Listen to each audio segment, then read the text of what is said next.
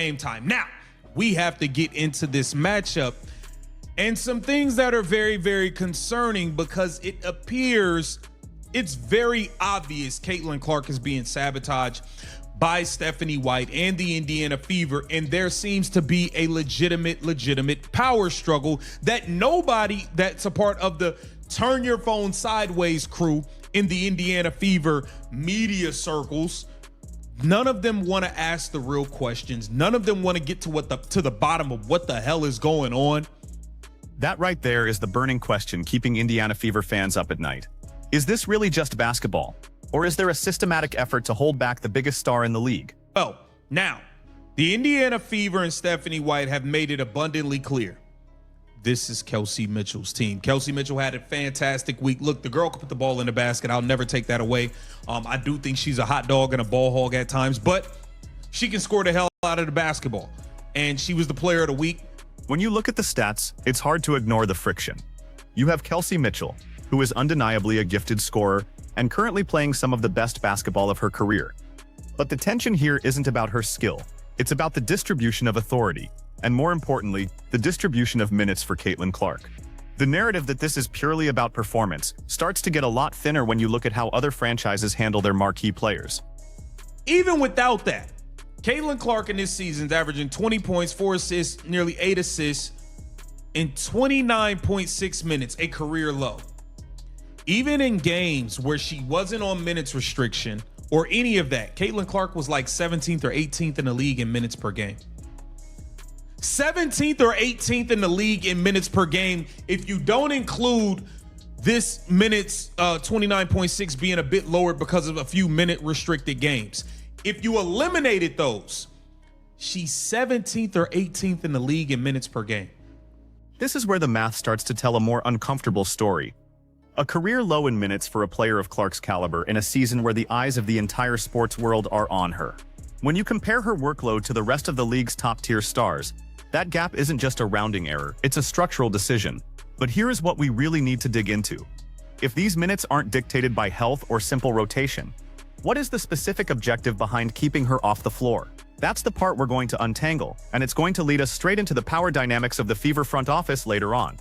They call Cece a shot chucker.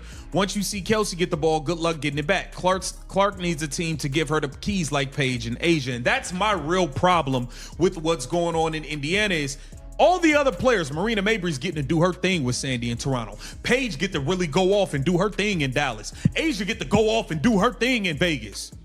Caitlin Clark is the only one that got to split the cake up with two different people, and mainly Kelsey Mitchell, who don't pass the damn ball. Look at the usage rates and the play styles. In leagues like the WNBA, rhythm is everything. If you are a high-volume shooter, you need the rock in your hands to find that flow. The difference between how Caitlin Clark is integrated into this offense compared to how other stars like Aja Wilson or Paige Buchers function in their respective systems is stark. It's not just about who takes the shot, it's about the philosophy of the offense. Is the system built to empower the engine, or is it built to keep the engine idling? Games with 20-plus shots this season. Aja Wilson has 9 games with 20-plus shots. Kelsey Mitchell has 8 games with 20-plus shots. We know she don't pass. Paige Buchers has 6 games with 20-plus shots. Caitlin Clark just 1 game with 20-point shots, and that was the game when she went rogue and brought them back versus the Washington Mystics when she got on an absolute heater in the second half. Everybody else is just getting the jack-up shots, do their thing, be aggressive, like shoot their way into rhythm even when they're off, except Caitlin Clark right here. When you visualize these numbers, you see a clear outlier. 1 game with 20-plus shots for a player who, in any other environment, would be the undisputed primary option. That singular stat isn't just a box score anomaly. It represents a fundamental choice by the coaching staff. It suggests that while other teams are saying, "Go get us a win," the Fever are saying, "Wait your turn." That brings us to the next layer, the psychology of the team and the risk of turning their biggest asset into a secondary thought. Look at what they said. The hardest player in the league to guard. Kelsey Mitchell is your WNBA Eastern Conference Player of the Week. Did they put that Caitlin Clark was the hardest player in the league to guard when she won Player of the Month? Do you think the Indiana Fever put that when Caitlin Clark won Player of the Month? Absolutely not. Absolutely not. The branding of this team is shifting, And that shift has consequences. Calling a player the hardest to guard in the league is a massive endorsement, but it's an endorsement that carries a message. If the team is leaning this heavily into a narrative that excludes the player who arguably brought millions of new eyes to the sport, they aren't just making a tactical error, they are making a cultural one. We have to look at the optics here because in professional sports, perception often dictates reality. They have gone all in on Kelsey Mitchell. They have not gone all in on Caitlin Clark. And they've made it very clear. The line has been drawn. They are Kelsey Mitchell's team. This is the direction they have decided to go in. And you should expect to see that today. They're running around calling her the hardest player in the league to guard. They have leaned in on Kelsey Mitchell and out on Caitlin Clark. It's not just about individual games. It's about the trajectory of the franchise. When a coach and a front office stop aligning their goals with the obvious strength of their star player, you start to see a disconnect between the team and its own potential. The decision to prioritize one player's rhythm at the expense of another's development is a gamble that rarely pays off in the long run. If they are truly all in on Kelsey Mitchell, they are signaling a departure from the very thing that makes Caitlin Clark special: her ability to run a high-tempo, playmaking-heavy offense that elevates everyone on the court. Golden State Valkyries, I think this is a game where the Indiana Fever are going to need to lean into Caitlin Clark. The Golden State Valkyries can guard the hell out of the ball defensively. They're not going to allow I don't think Natalie Nakase is just going to allow Kelsey Mitchell to go one-on-one all game, which is crazy. During that span of her averaging 28, I didn't really see her get double teamed. People just let everybody else play one-on-one, no doubles except Caitlin Clark. It's mind-boggling. This brings us to the matchup with the Valkyries. This is a team that prides itself on defensive discipline.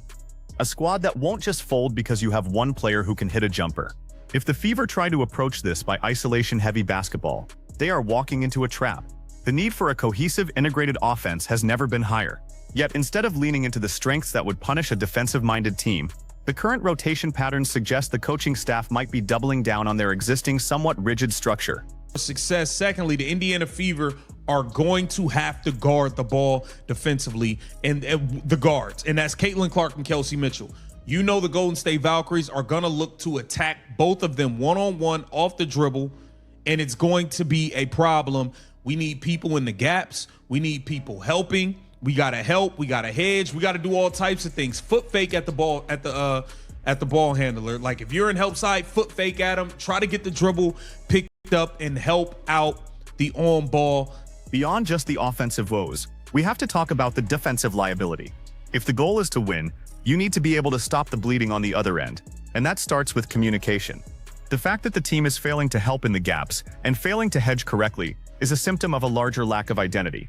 It's not just about one player, it's about how they move as a unit. If the guards aren't on the same page, the entire defense collapses, and that is where the lack of leadership on the floor really starts to show.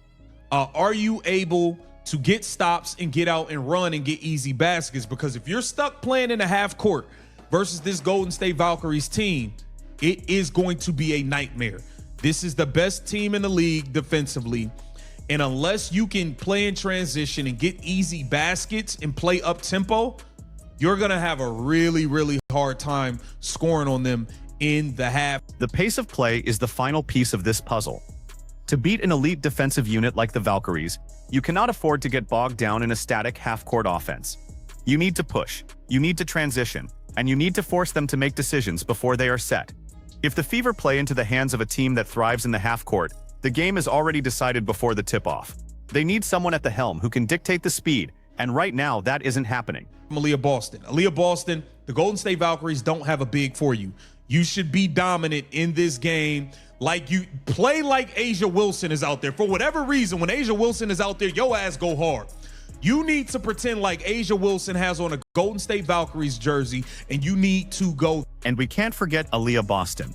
Her role in this is pivotal because if she doesn't demand the ball and command the paint, the defense can focus entirely on the perimeter. She has the capability to be a dominant force, but she needs the opportunity to prove it. She needs the ball to be fed to her with purpose, and she needs the green light to play with the intensity of a player who knows they are the best person on the floor. Without that, they're just playing against themselves. That hard. The fifth thing is Stephanie Bonehead White, let Caitlin Clark play. Let that girl play. Stop sitting her every 3 minutes. Stop sitting her every 4 minutes. I need to see Caitlin Clark playing 34, 35 minutes tonight for the Indiana Fever to secure victory. Ultimately, it comes down to a simple choice. Do you want to be right about your system, or do you want to win? If Stephanie White continues to prioritize these short burst rotations for Caitlin Clark, she is choosing the system over the star. It is a decision that will define not only this season but perhaps the future of this franchise. Is she willing to loosen the reins and let the talent dictate the outcome? Or are we going to see this same friction for the remainder of the year? Tell me what you think in the comments below. Is this intentional sabotage, or just a coaching staff failing to adjust to the reality?